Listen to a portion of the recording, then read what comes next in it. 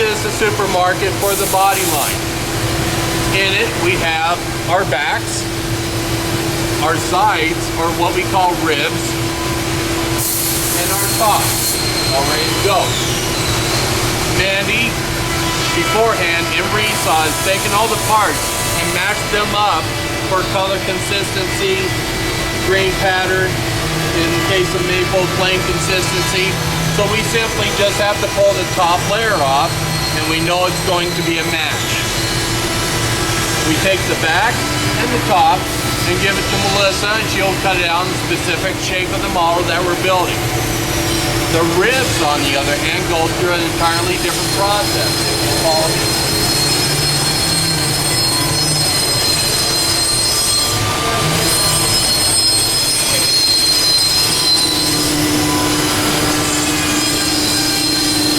This very ugly solution of some sort of liquid is our dipping vat for our ribs. This is a solution of hot water and fabric softener that you would use in your laundry. The fabric softener actually breaks the surface tension of water, which allows it to soak into the wood much easier. We'll soak the wood in this solution of hot water fabric softener for a predetermined amount of time, depending on the species of wood. For instance, if we're using Honduras mahogany, it's very light, very airy, very dry. It takes about 15 minutes and it's ready. On the other hand, Indian rosewood, which is very dense, very thick, has oil in its wood grain. It repels water. We let it soak for approximately an hour and a half. Once the wood has soaked sufficiently, we'll put it in one of our heated rib bend presses.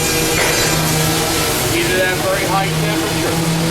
The press comes down, bends into the shape of the rib of the model that we're building, immediately steaming out all traces of water out of the wood. It takes literally seconds to do. Once it's bent, it releases and you have a bent rib.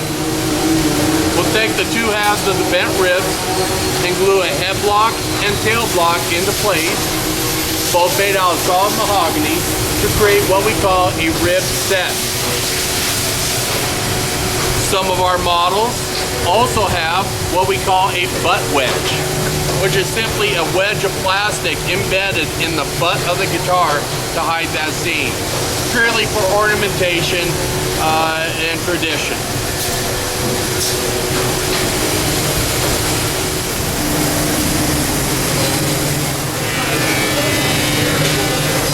How long for maple? More pieces, more sequence. Maple approximately. Let's see here.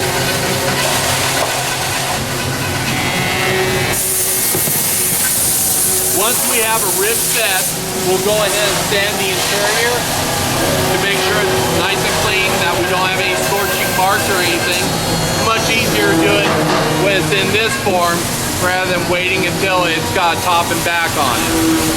So we'll go ahead and sand that clean and install it in a body mold. We decided to stick with more flexible. That's the top and back.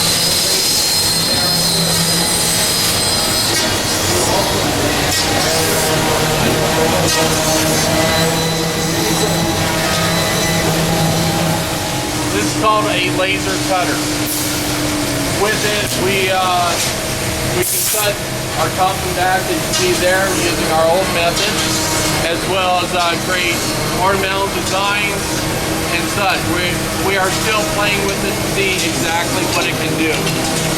This is one of my projects. I'm more on the artistic side of using laser cutter for various projects. As you'll see, once you get shown the custom shop, I have many examples that you'll be able to see.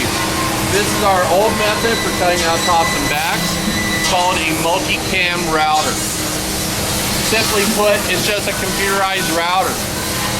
Justin has all of our models located in a computer on the router. The router will then cut the shape of the top or back out according to what the program tells it to do. When we go full production on the laser, cutting out tops and backs, it's a much cleaner cut, doesn't produce nearly as much scrap, and doesn't create a lot of dust.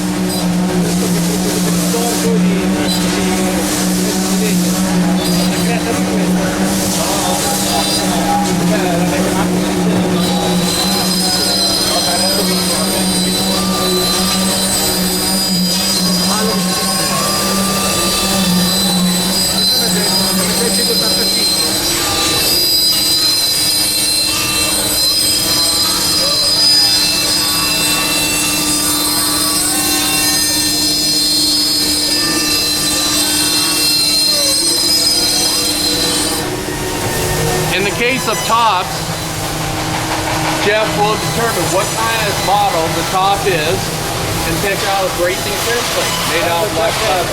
Yes. And then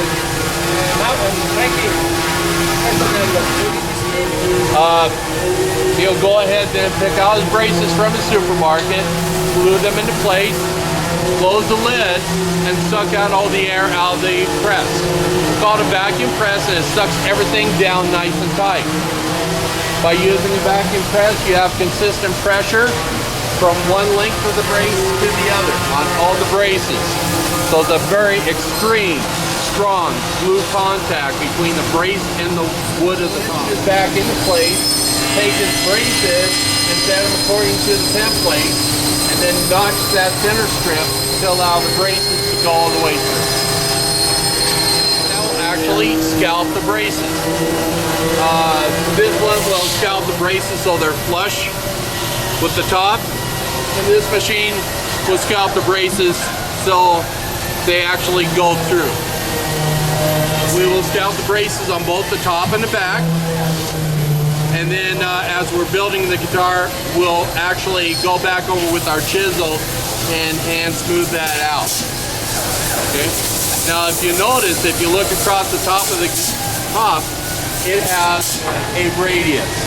That is achieved by the braces themselves. They are radius on the bottom of the braces glued up to the top, and by the press itself that has a parabolic in it, so it curves everything as it sucks down. We have 3 different styles of braces. One is the bridge plate, made out of generally maple. We've also used snake wood, rosewood, variety of different woods, usually on custom models. All of our production models, it will be a maple bridge plate. And this is to support the bridge and make sure that the ball ends of the strings don't come ripping through the top. Okay. Next, we have our structural braces, which will be the X brace, the cross brace, and the wing braces, as well as the sound hole braces, and what we call the popsicle stick brace. These will give the shape and structural support to the top. Finally, we have tonal braces, and that's what these elongated diagonal braces are called.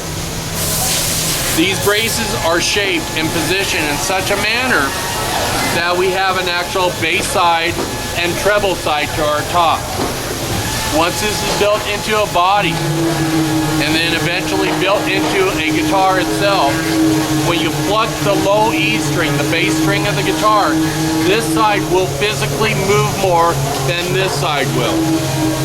If you pluck a high E string, the treble string, this side will respond more than this side, giving you a more enhanced acoustic sound on the bass and treble side of the guitar. That is why you should never take a right-handed guitar and make it a lefty. These gentlemen are bodybuilders. Ted in particular is our veteran bodybuilder, been with Gibson for over 20 years. We take the rib set, the back, and the top, and now we have to assemble them all together. We do what is called bracing the rib construction, which simply means that the 4 back braces and the X brace and cross brace of the top will go through the rib. We will cut it short of the curving. It'll actually go through. We achieve that by positioning the top and back in place, and as you can see, make pencil marks on where those braces are located. By using a Dremel tool, as you see right there, he is able then to cut a channel for that brace to fit into. This gives the body as a whole greater strength and stability. Once he's finished with the top and back, he will give the ensemble to a person who will go ahead and put wood glue on all surfaces, both top and back, and put the three parts together in a pneumatic press that you see Frank over there playing with, and it will squeeze the top, back, and rib set together like a big sandwich. Yeah, that's pretty cool. You say any cuss words and you will be fired on the spot. Well, you know I don't cuss unless you come around. Frank is one of our senior members, also a very talented guitar maker in his own right. He builds electric guitars on the side in his own house. Very artistic, very savvy. He will create tools to make his job easier. Little hand tools. He's very creative that way. And this is a body. And as you can see in greater detail, here's the 4 braces as they go through the rib, and the X brace and cross brace that have gone through the rib. Binding, simply put. Here we'll take the body as it comes from body build, and we will trim the wood and then actually slot it using these what we call shapers.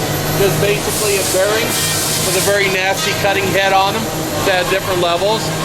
We will router out a groove to inlay strips of plastic binding in. At this stage we'll also cut out the compound dovetail joint that will allow us to glue the neck onto the body. And they are taking the bodies as they've been slotted, and they are gluing plastic binding into place.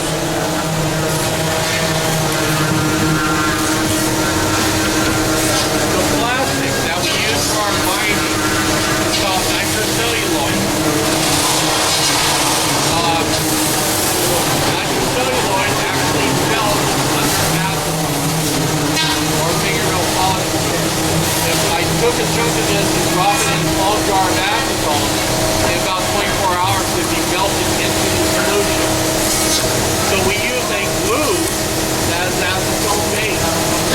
What that does is it melts the binding into the wood, giving a very strong glue contact.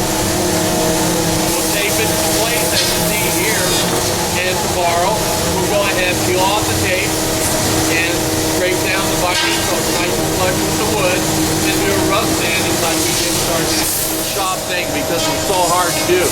But we came up with a method that makes it a lot easier to do, and we're able to do it on a production level now. They are taking various strips of plastic and gluing them at the same time. One is, if we're doing a guitar such as this with inlaid shell, we will add a strip of a substance called Teflon. It does not stick to anything. And we'll add that in with our other strips of plastic. Once the glue has dried, we'll go ahead and take that strip of Teflon out. It doesn't stick to anything, so it's not glued into place. And that leaves us a nice groove that we can inlay, in this case, abalone shell. The sound hole too. Sound hole, we do the same thing, yes.